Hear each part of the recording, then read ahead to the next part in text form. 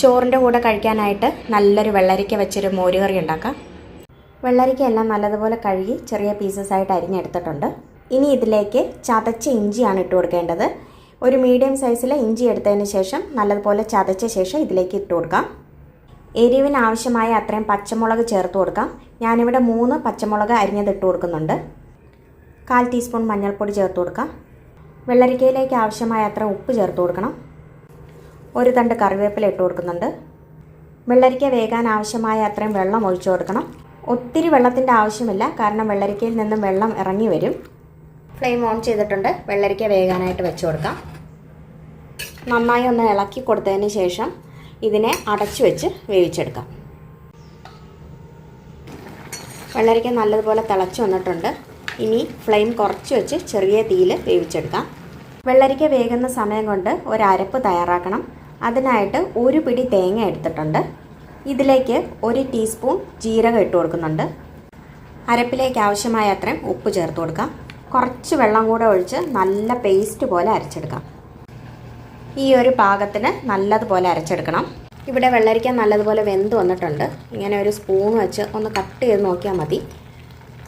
വെള്ളരിക്ക നന്നായിട്ട് വെന്തിട്ടുണ്ട്. ഇതിലേക്ക് അരച്ച് വെച്ചിരിക്കുന്ന അരപ്പ് ചേർത്ത് കൊടുക്കാം.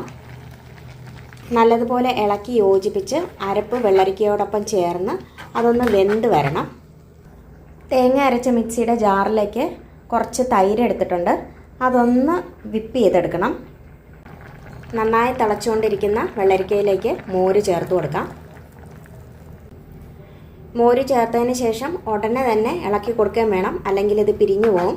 അതുപോലെ ഫ്ലെയിം കഴിയുന്നതും കുറച്ച് വെക്കാനായിട്ട് പ്രത്യേകം ശ്രദ്ധിക്കുക. തൈര് തിളച്ച് പോകാനായിട്ട് അനുവദിക്കരുത്. മുഴുവൻ മോരും ഇതിലേക്ക് ചേർത്ത് കൊടുക്കുന്നുണ്ട്. നല്ലതുപോലെ ഇളക്കി യോജിപ്പിക്കാം. തൈരെല്ലാം ചേർത്തതിന് ശേഷം ഉപ്പ് നോക്കണം. ഉപ്പ് കുറവാണെങ്കിൽ ഈ സമയം ചേർത്ത് കൊടുക്കണം. ചെറുതായിട്ടൊന്ന് തിള വന്നു കഴിഞ്ഞാൽ ഫ്ലെയിം ഓഫ് ചെയ്യാവുന്നതാണ്. നന്നായി ഇളക്കി ചെറുതായിട്ട് ആവി വന്നു കഴിഞ്ഞാൽ ഫ്ലെയിം ഓഫ് ചെയ്യാവുന്നതാണ്. നന്നായിട്ട് ചൂടായിട്ട് വന്നിട്ടുണ്ട്. ചെറുതായിട്ട് ആവി വന്ന് തുടങ്ങിയിട്ടുണ്ട്. ഇത് മതിയാകും. ഫ്ലെയിം ഓഫ് ചെയ്യാം. ഇതിലേക്ക് കടുക് പൊട്ടിച്ചൊഴിക്കണം. അതിനായിട്ട് ഒരു പാൻ വയ്ക്കുന്നുണ്ട്. വെളിച്ചെണ്ണ ഒഴിച്ചു കൊടുക്കാം. എണ്ണ ചൂടായിട്ടുണ്ട്. ഇതിലേക്ക് കുറച്ച് കടുക് ഇട്ട് കൊടുക്കാം. കുറച്ച് ഉലുവ ഇട്ട് കൊടുക്കുന്നുണ്ട്.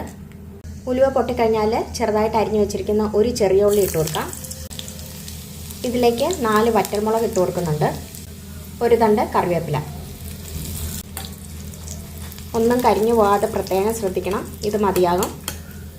ഇതിനെ മോരുകറിയിലേക്ക് ഒഴിച്ചു കൊടുക്കാം. 10 മിനിറ്റ് അടച്ചു വെച്ചതിന് ശേഷം നല്ല ചൂട് ചോറിൻ്റെ കൂടെ കഴിക്കാവുന്നതാണ്. വളരെ ടേസ്റ്റി ആയിട്ടുള്ള ഒരു മോരുകറിയാണിത്. വെള്ളരിക്കയും മോരും നല്ലൊരു കോമ്പിനേഷനാണ്. മാത്രമല്ല ഇതിലേക്ക് നമ്മൾ ചേർത്ത് കൊടുത്ത ചതച്ച ഇഞ്ചിയുടെയും പച്ചമുളകിൻ്റെയും സ്വാദ് വെള്ളരിക്കയിലേക്ക് നന്നായിട്ടുണ്ടാകും. മോരിലേക്കും ആ ഒരു സ്വാദ് ഇറങ്ങുമ്പോഴത്തേക്ക് ഒരു പ്രത്യേക ടേസ്റ്റാണ്. നല്ല ചൂട് ചോറിൻ്റെ കൂടെ കഴിക്കാൻ പറ്റിയ നല്ലൊരു കറിയാണത്. വീഡിയോ ഇഷ്ടമായെങ്കിൽ ലൈക്കും ഷെയറും ചെയ്യണേ. മറ്റൊരു അവസരത്തിൽ വീണ്ടും കാണാം. താങ്ക്